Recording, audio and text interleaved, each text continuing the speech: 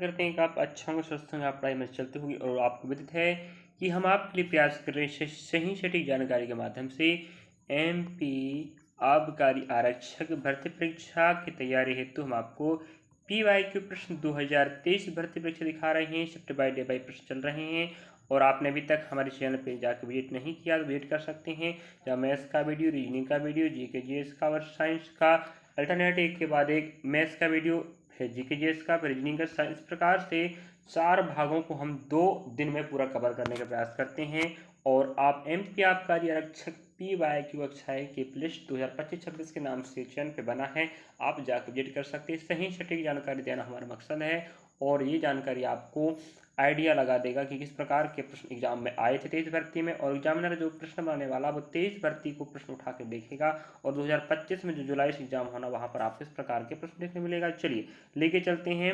आप इस प्रकार से आप 20 तारीख से लगातार आप 23 तारीख 24 तारीख के शिफ्ट नंबर फर्स्ट का भी आप देख सकते हो। हर दिन के 3 दिन शिफ्ट कवर, इस प्रकार से प्रश्नों का भंडार मिल जाएगा। चलिए तो पहला प्रश्न आप देखेंगे, प्रश्नों को देखिए समझिएगा। हम आपको GK GS साइंस के क्रम से प्रश्न कवर कराएंगे, एक पार्ट सेकंड पार्ट। तो पहला प्रश्न आप देख पा रहे होंगे, पार्ट पहले में आपको 20 प्रश्न शामिल होंगे जो GK GS होंगे। सेकंड पार्ट में शिफ्ट वही तारीख वही रहेगी, साइंस के प्रश्न कवर होंगे और हर शिफ्ट का पहला प्रश्न आपको पुस्तक का मिल रहा है। आई एम नो मसीहा, मतलब आई एम नो मसीहा किस अभिनेता की आत्मकथा याद रखेंगे। हर शिफ्ट का पहला प्रश्न पुस्तक का पूछ रहा, बार बार आप मितला कर दें। से कम 7 से 8 प्रश्न करंट अफेयर के होंगे, बाकी आप इतिहास, भूगोल, राजनीति, अर्थशास्त्र के प्रश्न मिलेंगे। तो ऑप्शन दूसरा आप करेक्ट हो जाएगा सोनू सूद। तो सोनू सूद की जो आत्मकथा है उसका नाम क्या, आई एम नो मसीहा। क्या याद रखिएगा, आई एम नो मसीहा। इस प्रकार के कंटेंट आपको पढ़ना पड़ेगा, आप समझ लीजिएगा प्रश्न का पैटर्न। अगला ऑप्शन आप देख पाएंगे, अगला ऑप्शन देख पा रहे होंगे।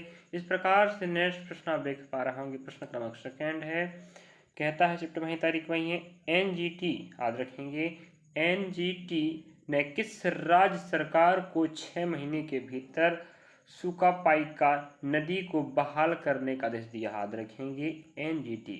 ठीक है, तो 6 महीने के भीतर सुकापाइका नदी को बहाल करने का आदेश दिया किस सरकार को, मतलब आंसर आपका हो जाएगा ओडिशा। तो आप समझ पा रहे हैं, ओडिशा सरकार को NGT ने आदेश दिया है कि 6 महीने के भीतर आप उसको बहाल करें, किसको, सुकापाइका नदी को। समझ गए, चलिएगा।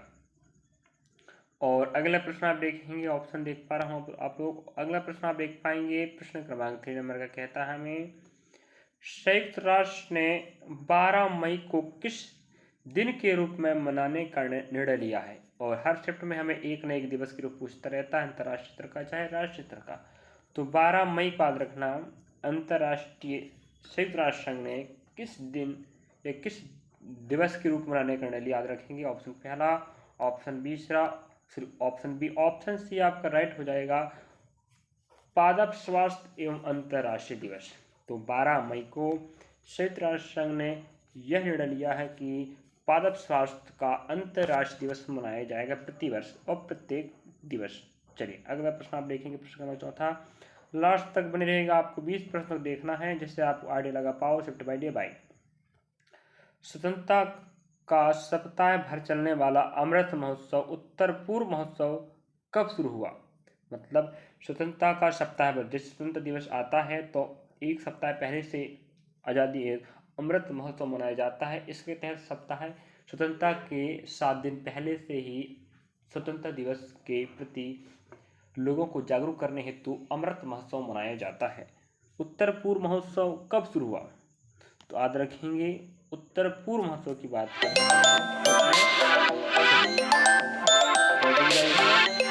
चलिए इस प्रकार से आप आंसर देख पाएंगे कि हमें पूछ रहा था उत्तर पूर्व महोत्सव कब शुरू हुआ है। तो ऑप्शन आपका डी राइट हो जाएगा 28 अप्रैल 2022 को। मैं आप बता दूं 2022 और 2023 के प्रश्न ही हमें दिखा रहा है करंट अफेयर के रूप में। और अगला प्रश्न आप देखना चाहें, थोड़ा सा माफी चाहूँगा कि बीच में फ़ोन आ गया था, बट आप लोग प्रयास कीजिएगा, इस बात में माफी चाह रहे हैं। चलिएगा, प्रश्न क्रमांक 5 कहता है, जून 2022 में RBL बैंक के MD और CEO के रूप में किसे नियुक्त किया गया है? याद रखें, इस प्रकार से नियुक्तियां का प्रश्न में हमें पूछ रहा, याद रखेंगे। तो आर सुब्रमण्यम कुमार को नियुक्त किया गया था, समझे। चलिए, इस प्रकार से करंट अफेयर को आपको पढ़ना पड़ेगा। अंतर्राष्ट्रीय और राष्ट्रीय नियुक्तियां, प्रश्न क्रमांक 6वां कहता है, और 6वां प्रश्न हमें कहता है 2022 में भारतीय ओलंपिक संघ IOA के अध्यक्ष के रूप में किसे नियुक्त किया गया था? मैं भी बार बार कह रहा हूँ, अंतर्राष्ट्रीय नियुक्तियां, राष्ट्रीय नियुक्तियां और अंतर्राष्ट्रीय संगठन का मुख्यालय, उनको उद्देश्य क्या है, इस प्रकार से आप पढ़ना पड़ेगा। और प्रमुख योजनाएं पढ़ना पड़ेगा, पुस्तकें पढ़ना पड़ेगा, वही है कि नहीं।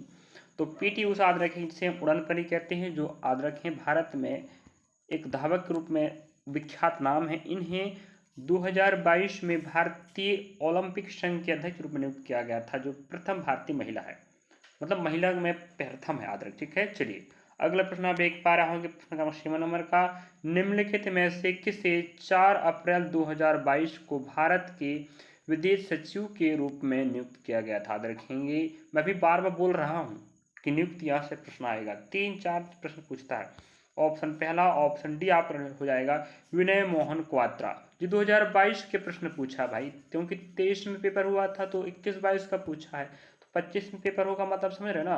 25 आपको 24 और 23 भी प्रश्न पूछ सकता है, फिर मत बोलिएगा नहीं बताया गया। अगला प्रश्न क्रमांक 8, किस देश ने 10 से 12 अक्टूबर तक IBSA MAR समुद्री अभ्यास के 7वें पुनरावृत्ति की मेजबानी की है? याद रखें, तो ऑप्शन ए राइट हो जाएगा दक्षिण अफ्रीका, समझे क्या रहेगा, दक्षिण अफ्रीका। किस देश ने 10 से 12 अक्टूबर तक IBSA MAR समुद्री अभ्यास, मैं आपको फिर बता दूं, समुद्री अभ्यास या सैन्य अभ्यास से भी हमें हर शिफ्ट में प्रश्न पूछ रहा है। जी पहली बार प्रश्न नहीं आया, अभी तक हमने किताबों शिफ्ट कवर करा चुके हैं, प्रश्न पूछ रहा है।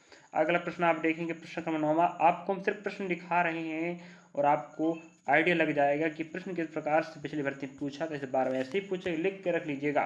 अब प्रश्न क्रमांक 9 कहता है, हुमायूं के विरुद्ध चौसा का युद्ध किसने जीता था? याद रखेंगे, हुमायूं के विरुद्ध चौसा का युद्ध किसने जीता था? याद रखें, ऑप्शन सी आप राइट हो जाएगा, शेर शाह सूरी। तो चौसा का युद्ध किस किस के बीच हुआ पूछेगा, तो आप क्या बोलेंगे, शेर शाह सूरी और हुमायूं, और जीता किसने, शेर शाह सूरी। इस प्रकार से आपको प्रश्न बनेगा, तो आप समझ लीजिएगा हमें प्रश्न पूछे इतिहास का। नेक्स्ट प्रश्न, निम्नलिखित में से कौन मराठा साम्राज्य में शाही समारोहों का प्रमुख था? तो शाही समारोहों का प्रमुख था, रखेंगे, ऑप्शन ए हो जाएगा दाबिर। जैसे आपको पता होनी चाहिए कि हर राजवंश में अलग अलग प्रतिनिधित्व, अलग अलग लोग अलग अलग काम संभाला करते, तो उसी प्रकार से मराठा साम्राज्य में शाही समारोह का प्रमुख, जो शाही समारोह हुआ करता उसका प्रमुख बनाया गया था, उसे कहा जाता था दाबिर, ठीक है। कौन था? दाबिर। चलिएगा, इस प्रकार से हमें मुगल सम्राट के भी प्रश्न पूछता है कि अकबर के नौरतों में से कौन क्या क्या काम करता था, वही नहीं पूछता, बताओ। चलिए, अगला प्रश्न आप देख पा रहे होंगे, प्रश्न 11 नंबर का, निम्नलिखित में से कौन सा भारत में पुर्तगालियों की विफलता का कारण था? पुर्तगाली भारत में आए थे, याद रखेंगे, सबसे लास्ट में 1961 में गोवा छोड़ के भागे हैं, याद रखना। तो गोवा से, तो याद रखेंगे विफलता का कारण था अन्य यूरोपीय कंपनियों में से उनकी प्रतिद्वंदता। जैसे पता है कि पुर्तगाली और अनेक यूरोपीय, फ्रांस, डच, अनेक अंग्रेज, ब्रिटिश, अनेकों भारत में व्यापार करने उद्देश्य से आए थे और अनेकों कंपनियां भारत में स्थापित हुई, और पुर्तगालियों की जो विफलता का मेन कारण था अनेकों यूरोपियों का आगमन, जिस कारण से उनकी प्रतिद्वंदता या प्रतियोगिता बढ़ गई व्यापार क्षेत्र में और वे विफल हो गए। इस प्रकार से इतिहास के प्रश्न जे। और अगला प्रश्न आप ऑप्शन भी आप देख सकते हैं भाई, प्रश्न नंबर 12 कहता है, देखिएगा, लाला लाजपत राय ने साइमन कमीशन का विरोध किया था। किस अंग्रेज अधिकारी ने विरोध को नियंत्रित करने के लिए उन पर लाठी चार्ज का आदेश दिया? याद रखेंगे, ऑप्शन सी आपका जाएगा लेफ्टिनेंट स्कॉट। तो लेफ्टिनेंट स्कॉट उस समय अंग्रेज अधिकारी हुआ करते थे, जो साइमन कमीशन आया था उसका विरोध कर रहे थे, और उसके जो नियम कानून का विरोध कौन कर रहे थे? हमारे भारतवासी। उसमें आपके कौन थे? लाला लाजपत राय जीवित, याद रखेंगे, जिनकी लाठी चार्ज के दौरान हत्या हो गई थी, मृत्यु हो गई, याद रखेंगे। तो जो लाठी चार्ज का आदेश है लेफ्टिनेंट स्कॉट ने दिया था। इस प्रकार से आपको प्रश्नों का पैटर्न समझना पड़े, कितना डीपली प्रश्न पूछ रहा नहीं पूछ रहा है। प्रश्न क्रमांक नेक्स्ट आप देख पा रहे होंगे, ठीक है। What type of bond is government bond, यहाँ पर हम पूछा अदरक ऑप्शन आप जाएगा ए दीर्घकालिक सुरक्षा, ठीक है। अगला आप यहाँ पर ऑप्शन से देख पाएंगे, अगला प्रश्न आप देख पा रहे होंगे, प्रश्न क्रमांक 14 है, निम्नलिखित में से कौन सा एक प्रत्यक्ष कर है। कर दो प्रकार को होते, टैक्स, प्रत्यक्ष कर अप्रत्यक्ष कर है कि उसको अलग अलग भागों में बांटा जाता है, तो कौन सा एक प्रत्यक्ष कर है याद रखें, तो ये आयकर अप्रत्यक्ष कर कहलाता है, व्यय कर अप्रत्यक्ष कहलाता है, मनोरंजन कर तो टैक्स ऑफ एंटरटेनमेंट ये आपका अप्रत्यक्ष कर होता है, ठीक है, याद रखेंगे। बाकी सब क्या है, प्रत्यक्ष कर है। चलिएगा ऑप्शन सी आप बैठ हो जाएगा। अगला प्रश्न आप देखेंगे 50 नंबर का, अतिरिक्त धन जुटाने के लिए लगाए गए अस्थायी कर को क्या कहा जाता है। मतलब अतिरिक्त धन जुटाने के लिए लगाए गए अस्थायी कर को क्या कहा जाता है। ऑप्शन ए बी सी, आपका डी राइट हो जाएगा, अधिभार। क्या बोलते हैं, अधिभार। जितना कर लगाया जाना था, अधिक पैसा जुटाना है या कर वसूलना, उसको जो कर लगाया जाए उसे हम अधिभार टैक्स कहते हैं। ये आपका अर्थशास्त्र का प्रश्न रहा। अगला प्रश्न आप देख पा रहे होंगे 60 नंबर का, निम्नलिखित में से कौन मुक्त उद्यम के सिद्धांत पर आधारित एक आर्थिक प्रणाली है। तो निम्नलिखित में से कौन मुक्त उद्यम के सिद्धांत पर आधारित एक आर्थिक प्रणाली, याद रखें ऑप्शन पे हो जाएगा, ऑप्शन ए पूंजीवाद आपका राइट आंसर हो जाएगा, समझे। अगला इस प्रकार से आप प्रश्न देखेंगे 70 नंबर का, भारतीय वित्त बाजार के नियमन के लिए कौन जिम्मेदार, याद रखें। तो भारत में जो वित्त बाजार होता है इसके नियमन या नियमित कौन करता है, नियंत्रित कौन करता है, किसके निर्देश पे काम करता है भारतीय वित्त बाजार, वो आपका आंसर हो जाएगा SEBI, security exchange board of India, भारतीय विनिमय प्रतिभूति बोर्ड। इस प्रकार से हमें प्रश्न पूछ रहा है भारतीय संस्थाओं की, याद रखें शॉर्ट फॉर्म में सेबी कहते हैं, security exchange board of India के तहत भारत में वित्तीय बाजार का नियंत्रण नियमन व देखरेख में संपन्न होता है। अगला प्रश्न आप देखेंगे 80 नंबर का, भारतीय संविधान के किस भाग में आपातकालीन प्रावधान, याद रखेंगे तो हम बता 280, कितना रहेगा 280। यहाँ पर आपको रोमन संख्या में लिखा याद रखेंगे तो हम आप बता देते हैं, सॉरी आपातकालीन प्रावधान है, ठीक है।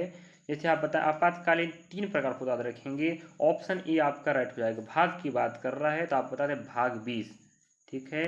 भाग 20 में आपातकालीन उपबंध के बारे में बताया गया, और आपातकाल 3 प्रकार होते हैं, 352, 356 और 360। आपको पता होगा राष्ट्रीय पदकाल, राष्ट्रीय प्रशासन और वित्तीय पदकाल। वित्तीय पदकाल अभी तक नहीं लगा है तो भाग 20 में राष्ट्रीय पदकाल का प्रावधान याद रखिएगा। ये आपका संविधान का प्रश्न हुआ। अगला प्रश्न आप देखेंगे, वित्त आयोग की संरचना के बारे में कौन सा विकल्प सही है। वित्त आयोग तो आप जानते होंगे ये आपका राष्ट्रीय संस्था है। इस प्रकार सेबी भी एक राष्ट्रीय संस्था जिसके बारे में प्रश्न पूछा था भाई। तो अंतर्राष्ट्रीय राष्ट्रीय संस्था प्रमुख हुआ, उसको उद्देश्य क्या, स्थापना कब हुआ, क्या हुआ है, वर्तमान अध्यक्ष कौन है, ये सब आपको पढ़ना पड़ेगा। तो ऑप्शन ए आपका राइट हो जाएगा। वित्त आयोग में एक अध्यक्ष और 4 अन्य सदस्य होते हैं, और 280 अनुच्छेद में इसका गठन होता, याद रखेंगे। और इन सदस्यों की और अध्यक्षों नियुक्ति राष्ट्रपति, प्रधानमंत्री व कैबिनेट मंत्री के अनुशंसा पर करता है, याद रखें। ये भी प्रश्न बनता है। तो वित्त आयोग में एक अध्यक्ष और 4 सदस्य होते हैं, बाकी ऑप्शन सब गलत हैं। चलिए अगला लास्ट प्रश्न इस शिफ्ट का इस तारीख याद रखेंगे। इस प्रकार से अगला प्रश्न हमें कहता है, कौन सा अनुच्छेद पंचायत सदस्यों की अयोग्यता से संबंधित है। अयोग्यता से, तो अयोग्यता की बात कर ऑप्शन आप देख पाएंगे बी राइट हो जाएगा। Article number